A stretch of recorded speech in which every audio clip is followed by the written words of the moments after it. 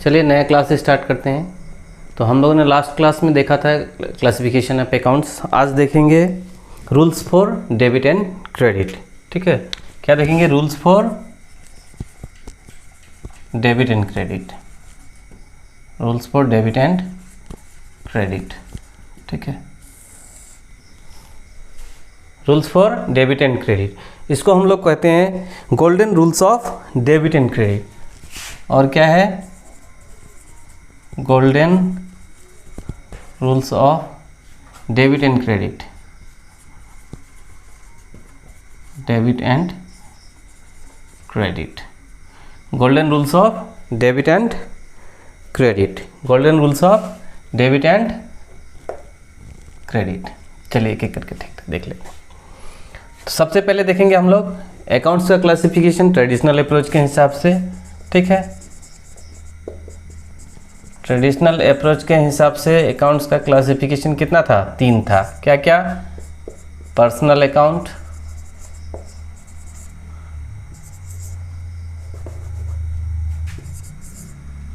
Real account और तीसरा है नॉमिनल अकाउंट। ठीक है, अब देखते हैं पर्सनल अकाउंट्स का रूल्स क्या होता है। ठीक है, पर्सनल अकाउंट्स का रूल्स क्या होता है? Debit the receiver, debit the receiver, receiver of what? Receiver of benefit, receiver of benefit. Debit the receiver, credit the giver, credit the giver of benefit. ठीक है, तो पर्सनल अकाउंट्स का rule क्या है? Debit the receiver, credit the giver. अगर कोई personal accounts का belong करता है, कोई आदमी है, तो अगर वो पैसा या फिर कोई भी चीज़ इनकम रिसीव करता है, कोई भी बेनिफिट रिसीव करता है तो डेबिट में जाएगा, और वो अगर कोई भी बेनिफिट पेमेंट करता है या देता है तो वो जाएगा क्रेडिट में। ठीक है, तो ये पर्सनल अकाउंट्स का रूल था। दूसरा अकाउंट है रियल अकाउंट। रियल अकाउंट का रूल्स क्या है? रियल अकाउंट का है रूल्स है debit what comes in, debit what comes in, और credit what goes out. Debit what comes in, credit what goes out. तो रियल अकाउंट क्या था? Real account is related to properties. क्या था ये? प्रॉपर्टी से रिलेटेड था, यानी कोई भी सामान से रिलेटेड था। तो अगर हम सामान कोई खरीदते हैं तो हमारे पास आता है, यानी ऑर्गेनाइजेशन के अंदर, कंपनी के अंदर, दुकान के अंदर, एंटरप्राइजेस के अंदर अगर वो आता है, वो एसेट हम लोग रिसीव करते हैं, चाहे वो पैसा हो, चाहे वो फर्नीचर हो, चाहे लैंड बिल्डिंग, चाहे कोई भी एसेट्स हो, अगर वो आता है तो डेबिट होगा। और अगर हमारे कंपनी से, हमारे ऑर्गेनाइजेशन से, हमारे संस्था से अगर वो निकल के जाता है, यानी इंस्टीट्यूशन से, क्या होता है? आइदर सेल होगा, डिस्ट्रॉय होगा, या कुछ हो गया, चला गया, तो हम लोग को क्या करेंगे? उसको क्रेडिट करेंगे। ठीक है, तो जो भी एसेट्स, रियल अकाउंट एसेट्स होगा, रियल अकाउंट के अंदर जो भी अकाउंट आएगा, अगर वो अकाउंट आता है तो डेबिट होगा और जाता है तो क्रेडिट होगा। ठीक है, तीसरा है नॉमिनल अकाउंट। अब नॉमिनल अकाउंट में क्या होता है, हमेशा ध्यान रखना है,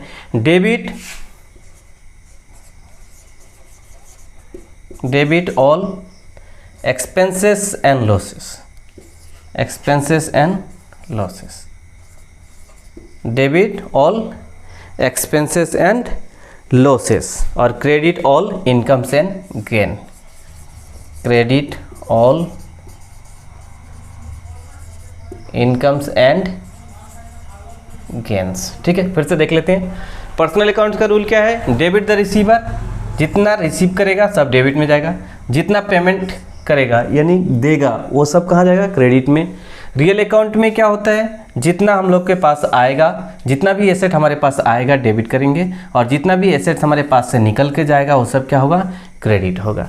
ठीक है, नॉमिनल अकाउंट में क्या होगा? सिर्फ ध्यान रखना है, नॉमिनल अकाउंट में 2 ही था, एक इनकम और एक एक्सपेंसेस। तो जितना भी एक्सपेंसेस होगा सब डेबिट होगा, और जितना भी इनकम होगा सब क्रेडिट होगा। ठीक है, याद रहेगा। तो ये था ट्रेडिशनल अप्रोच के हिसाब से।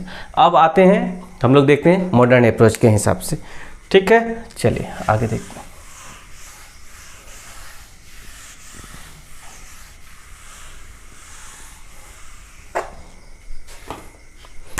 मॉडर्न अप्रोच के हिसाब से क्या था,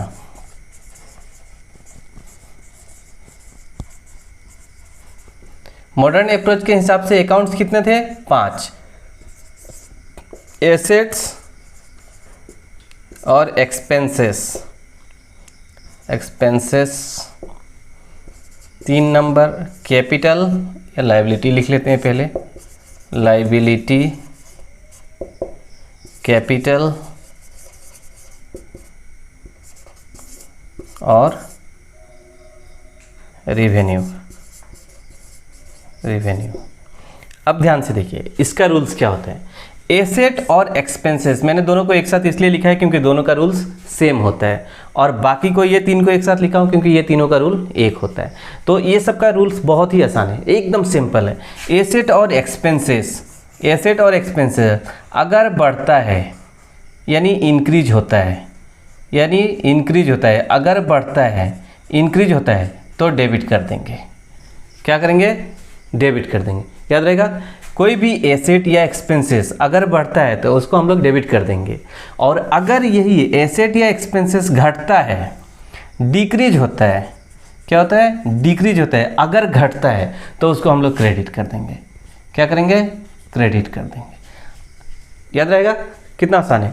एसेट और एक्सपेंसेस अगर बढ़ता है तो डेबिट कर देंगे, अगर घटता है तो क्रेडिट कर देंगे। ठीक है। और बाकी आप देखिए, ध्यान रखिए, बाकी लायबिलिटी कैपिटल रिवेन्यू का उसका इसके रूल से उल्टा होता है। बस इतना ही आपको ध्यान रखना है। अगर लायबिलिटी कैपिटल रिवेन्यू अगर ये बढ़ता है, क्या होता है? अगर ये इंक्रीज होता है, क्या होता है? अगर ये इंक्रीज होता है तो क्रेडिट हो जाता है। इसके उल्टा सीधा क्या होता है? क्रेडिट हो जाता है। और अगर लायबिलिटी कैपिटल रिवेन्यू अगर घटता है, डिक्रीज होता है, अगर घटता है डिक्रीज होता है तो डेबिट हो जाता है।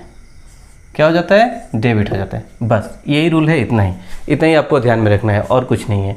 तो हम लोग फिर से रिवाइज कर लेते हैं। एसेट और एक्सपेंसेस अगर बढ़ता है तो डेबिट होगा, अगर घटता है तो क्रेडिट होगा।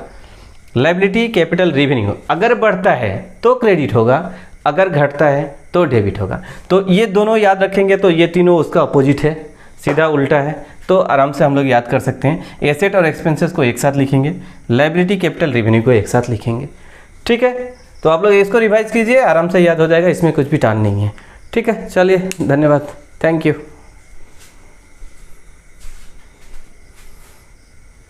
हेलो।